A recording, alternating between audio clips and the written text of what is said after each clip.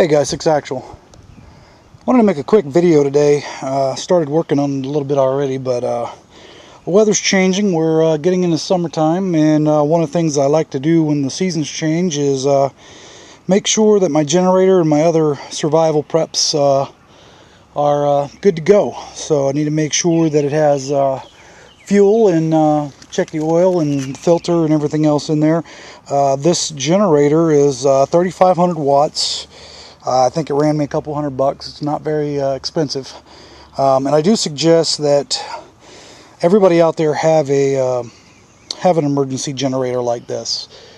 This particular generator, I've really had no problems with it. I've only used it a couple times, but like I said, with the changing of the seasons, cleaning out the garage, and redoing my preps like most preppers do all the time, I realize it's time to service the old generator and make sure we have fuel, because sometimes here in Georgia, especially in the summertime, for some reason they think it's funny to turn the electric off for a few hours.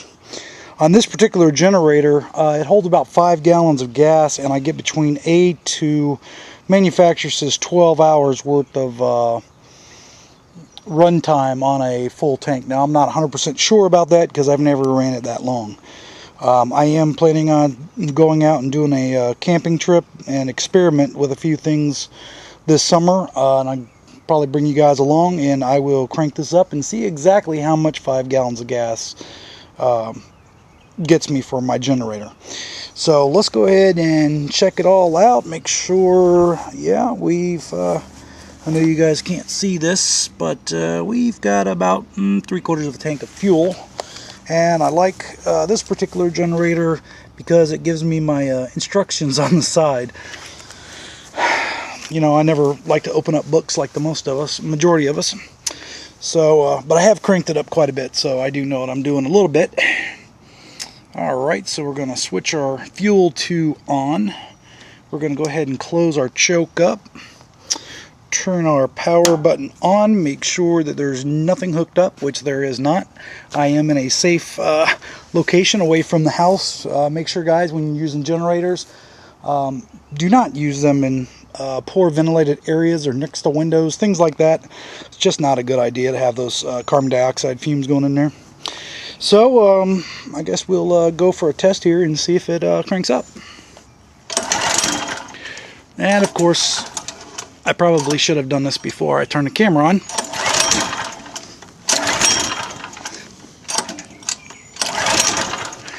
And that's exactly what I'm going to do. I'm going to double check everything and then turn it back on. Hold on. Okay guys, back again. Well, it cranked up after a couple good pulls. I guess it's still hibernating from the winter. But this is what you have to do to make sure that your equipment's running, is you have to get out there and test it. Don't buy one and put it in the garage and thinking that when you need it in a time of need that it's going to be there. And by the way, make sure that your wife and your kids, they know how to operate these things in case something was to happen to you in an emergency situation.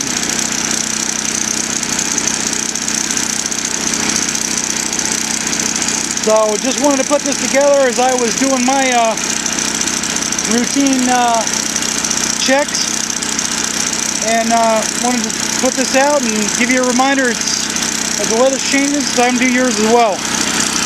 Until next time, guys.